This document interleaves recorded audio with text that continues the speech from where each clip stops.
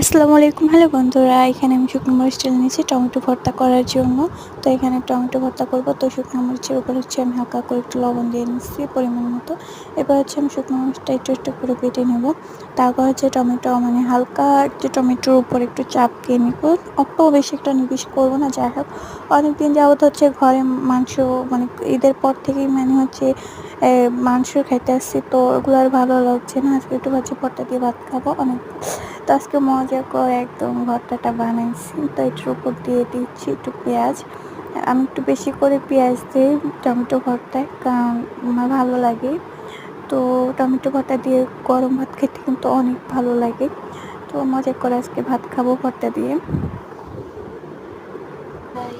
খুব ফাইনালি আমার ভর্তাটা কিন্তু রেডি হয়ে গেছে। আর ভর্তাটা একটু ইয়ামি হয়েছে, যা বলে বোঝাতে পারবো না। যে একটা হাত ছোটো ছোটো পাখি।